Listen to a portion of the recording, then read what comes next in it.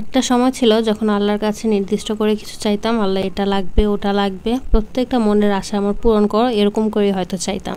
আসলে বিভিন্ন সময় বিভিন্ন কিছু চাওয়া হতো। ছোট বয়সে এক এক রকম এক একটা চাহিদা থাকে আমাদের প্রত্যেকটা মানুষের।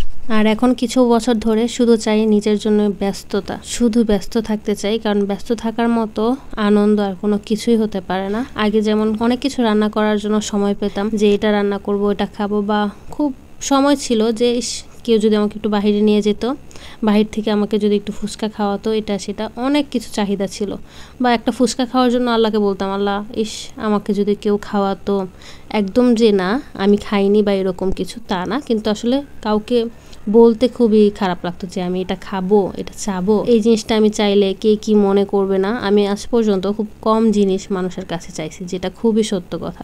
কিন্তু একটা সময় এখন শুধু আল্লাহর কাছে একটা জিনিসই চাই, যে আমি শুধু ব্যস্তই থাকতে চাই, আর আল্লাহ আমাকে এমন কোনো জিনিস বাকি রাখছে যে আমি চাইছি দেয়নি। কারণ প্রতিটা জিনিস আমি চাইছি, হয়তো একটু লেট হয়েছে, কিন্তু আল্লাহ আমাকে প্রত্যেকটা জিনিস আমাকে দিয়েছে। গরুর মাংস আর লেটকা খিচুড়ি আমি রান্না করেছি এখানে। আমার না অনেকদিন হয়েছিল যে নরম খিচুড়ি খেতে ইচ্ছা করছিল, তো আর কি করে রান্না হয়ে গিয়েছে। আর এখানে আলু দিয়ে গরুর মাংস রান্না করেছি। এখন দেখা গিয়েছে যে খুব শর্টকাটে রান্নার চেষ্টা করি, যে এটা খুব দ্রুত রান্না করতে পারলেই মনে হয় বাঁচি, আমার সব কাজগুলো ঠিক টাইম মতো হয়ে যাবে। আর এই আমগুলো আমার অনেক বেশি পছন্দ। আর এখন যে আমগুলো পাওয়া যায় অনেক বড় বড় আম, আর একটা আমি অনেকগুলো হয় কাটলে, তো এটা আবার লবণ মরিচ দিয়ে খেলে ভালো লাগে, বেশি মিষ্টিও না বেশি টকও না। আর দুপুরের দিকে এরকম টক মিষ্টি আম খেতে খুবই মজার লাগে। আর এখানে নুপুর আমাকে এই ভর্তাগুলো বেটে দিয়েছিল, মরিচগুলো। দেন আমি জাস্ট এই পেঁয়াজটা বেটেছি, কারণ এটা লাস্ট ফিনিশিং। নুপুর প্রচুর পরিমাণে ফিনিশিং দেয়, যার কারণে পেঁয়াজের কোনো অবশিষ্ট অংশই থাকে না, এই কারণে আমি লাস্টে এই বাটাটা দিই।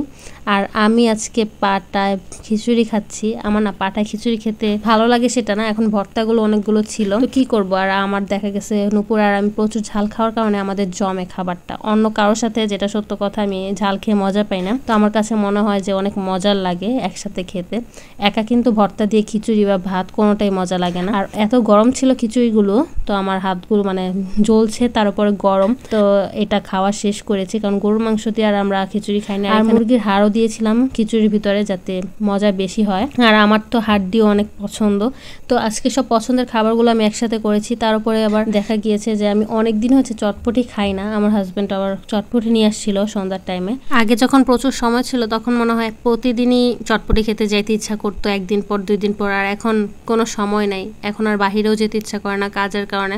তো এক একটা টাইমের মেনটেন করতে গিয়ে আর আমার দেখা গেছে বাহিরে যাওয়া হয় না, চটপটিও খাওয়া হয় না। কি রে ভাই, আমার কাছে মনে হয় এত ব্যস্ততার কারণে আমি আমার নিজের পছন্দের চটপটি ফুচকা খাওয়াটাই মনে হয় ভুলে গেছি। অনেকদিন পরে আমার নিজেরও মনে নেই, আমার হাজবেন্ড নিয়ে আসছিল। সো চটপটি ঠিকই আনা হয়েছে, কিন্তু আমার এই যে ভিডিওর যতটুকু করা হয়েছে 2-3 চামচের মতো আমি খেয়েছি। আর আমার ব্যস্ততার কারণে আমি আবার অন্যদিকে সময় দিতে গিয়ে এই চটপটিটাও আমার এনজয় করে খাওয়া হয়নি, পরে আমার মেয়ে খেয়ে নিছে। সো আজকের ভিডিওটা এখানে স্টপ করবো, যেহেতু ভিডিও রেগুলার দিতেই হয়। তো আজকে এই পর্যন্তই।